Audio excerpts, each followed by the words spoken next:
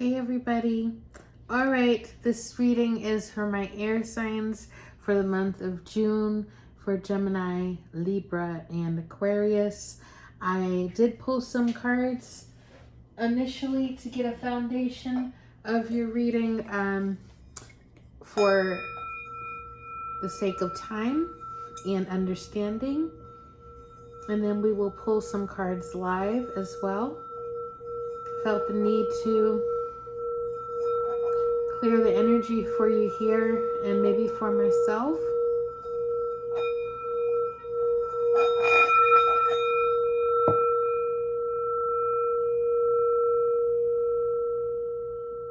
I am a Gemini moon after all. All right, so this reading that I got came across very work related. Initially talks about, so there's two sides to this. It can be you or it can be somebody you work with. And one of you is doing too much, wanting to prove your worth, and or doing so much to keep yourself separate from somebody. So there could be somebody that you work with that is working a lot to avoid somebody at home. Could also be somebody working a lot so that they are not home by themselves. So it's up to you to discern where that resonates. There's a need for a break, for a vacation, like you've worked for too long, for a very extended period of time without taking a full, real vacation. When we vacation and we stay home, when we have a staycation, it's not the same mentally. It doesn't have the same mental reset. So when we travel and we go somewhere away from our regular life, we actually are detach a lot better. And what has been coming in for a lot of people, this is the energy coming in, is the Justice card. Now there are sorry, the glare is bothering me. There are there's a collective energy of justice right now, whether depending on what side of the fence you're on. It could be injustice or it can be justice, but the energy of justice, balancing the scales, is coming in. And that is Libra. The scales are Libra. So,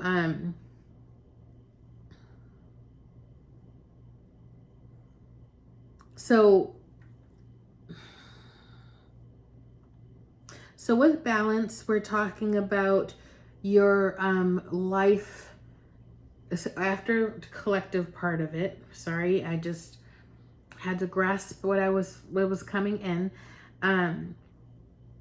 With the collective part to the side, talking about your personal life, making sure you're not working too much, you're not isolating too much, you are making time to be with people. It is hard to be with people. Sometimes it's really hard to balance life in general.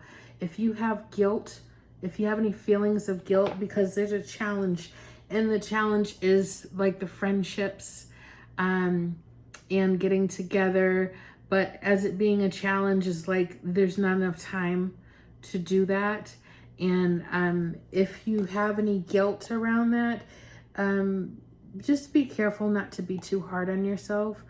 Also, there was a message to let other people shine when it comes to your job.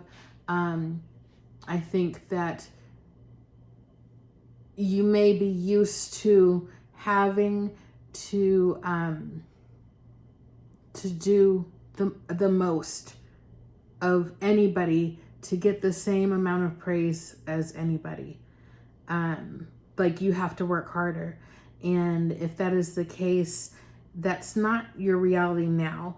So there has been the message of the past wanting to hold on and anchor you and what your past experiences are, but you're not in those past experiences anymore. I'm going to pull. Also, it's like you would like to see the totality of things. You would like your home life to be well. You would like work to be well, and your health to be well, and your social life. It would be great for all of that to come together.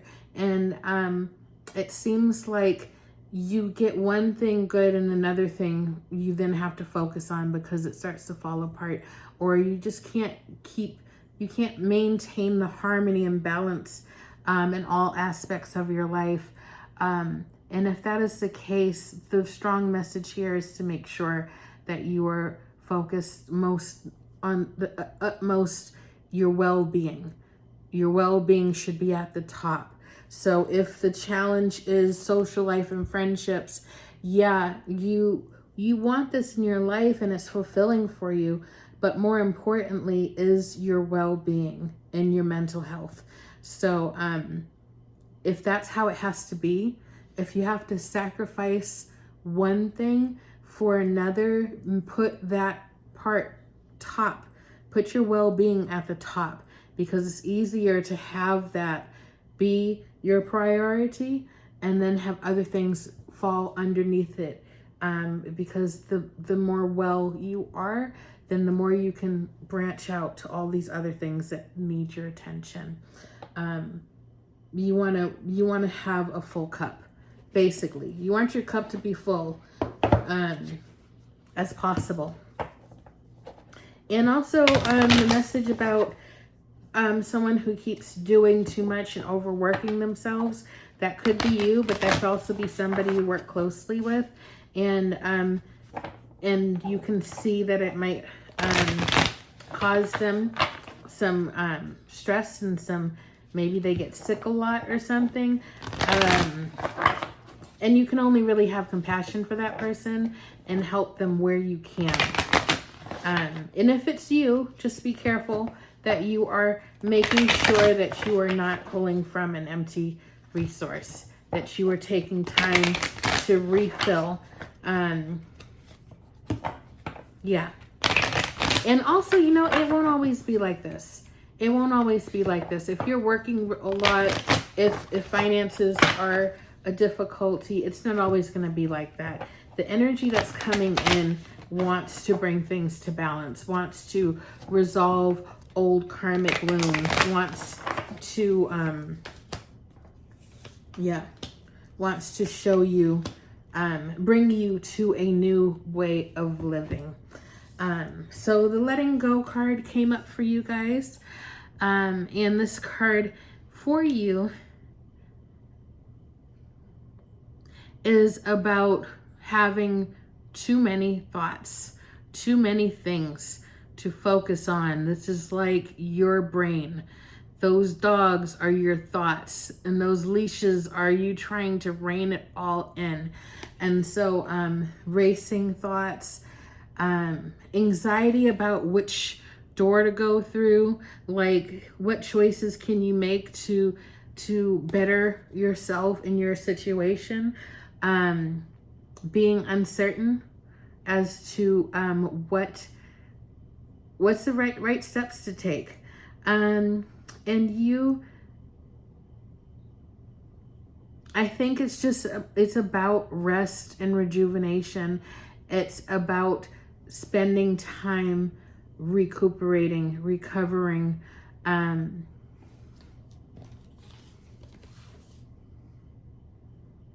finding some part of yourself that you may have lost. So if you are rebuilding yourself and you see that diamond, you are that diamond. There is a part of you that shines so beautifully and brightly, and you might have to dig it up. You might have to dig up that emotional river to find that piece of you. You know how they have the pan and they have to sift it until the diamond shines through the dirt. That is the most beautiful metaphor for your highest self, the spark in you that truly shines. But you need the time. You need the time and the rest to really, it's like there's work, and if I'm not working, I'm sleeping. If I'm not sleeping, then I'm thinking about what I need to do next while I'm eating or while I'm cooking. So the mind has got to rest too. The mind has got to rest as well. Be careful of making new commitments. So do you see how that guy's pen is glowing? Like, I can't get that to stop. That's so funny. That came in reverse, you guys. And with the theme of everything I'm seeing here in this reading, I would say be careful taking on too much, taking on a new commitment just because you're asked, and being afraid that if you don't say yes, that somehow threatens your job or your reputation or changes what somebody thinks of you as a person, because that's not what's going on. Yeah. So just be careful with that. If you're signing a new contract, make sure that it is what you want to do and not what you fear you have to do. Okay, so I'm going to leave that up to your discernment if that resonates with you or not. I'm going to move on. That was from the Quantum Oracle deck. I'm moving on to Wisdom of the Hidden Realms. So I am in Austin, Texas, you guys, and there are thunderstorms right now. So my last reading, there was a flash of lightning behind me. If you see that happen, it's not it's not paranormal, basically. Now, if it flashes at just the right moment, take it as a sign. But yeah, if the power goes out, my phone is charged, so I will continue the reading, but I might need to scramble to get a light. All right, so let's see. For air signs, Gemini, Libra, and Aquarius, what do we have for the month of June? That one flew out. Well, that's not surprising. So let me just say that I did do an angel reading for June that you could check out for further wisdom and messages to help you out in June. Angelic help has shown up in all the readings in one way or another. Interesting. I like it. I like it a lot. Okay, wait a minute. I see you. Where are you going? There, it's that one. Okay. Okay, so real quickly, you guys, thank you for hanging in there with me thus far. This is so interesting. So I got the Eagle King, right? The bigger picture, angelic help. Okay, so don't forget to call in help from the angels, or tapping into your Native American ancestry, or if there's a Native American spiritual practice that you practice, or that you have practiced in the past and you haven't practiced in a long time, that would be really helpful for you now in the way of advice. And interestingly enough, this whole deck is not like this. So I think these are only 2 Native American themed cards in the whole deck. So the fact that you got both of them and they're both birds, the Hawk Prince and the Eagle King, that's deep, y'all. That's real deep. So the Hawk Prince is spirit communication, paying attention. So pay attention to signs. This is the number 11 card. So 1111, pay attention to signs that your divine team is wanting to communicate to you. The eyes of beauty, positive expectations, and clarity. So getting clear with yourself is clearing your mind so that you can really see things for what they are and how they really are, and not how your mind might choose to perceive it. That goes back to the rest. It's not enough to sleep if you are not truly resting your mind. Okay, so lastly, let's pull from the Moonology Oracle cards. This is the last card, you guys. Please like, share, subscribe, comment, share with a friend if you think that this might be helpful to somebody. And if you are not on YouTube, get an account so that you can subscribe to my channel, and then you can go and check in. And if you have a smart TV, then you can put YouTube right on your TV. I like to watch my readings, not my readings, but people that I follow. I like to watch them before bed, like when I'm having my sleepy time tea or something. So I just got this card. Didn't I? I did. Who was it? I just got this for water signs. Now I'm questioning. No, okay, I really did that. This sometimes gets a little hard when we when I do these back to back. But this is the new moon in Libra. I mean, yes, new moon in Libra. A new romantic cycle begins. Balance. Okay, so maybe that's what's missing. Maybe that's what wants to come in the social aspect. But there's not time. But I do want to say that it's possible that what used to be, so relationships may have been a lot of work in the past. That doesn't mean that there can't be a relationship coming in that would be a lot more lighthearted and enjoyable and not stressful and not dramatic. So when you think about taking on a new relationship or even entering back into the dating world, you think of all the hard stress, drama that it's going to bring. But that is the past. That is the past that wants to drag you around and make you think it always has to be like that. And it doesn't always have to be like that. And also doesn't have to be a permanent thing. It can be a casual friendship that is romantic.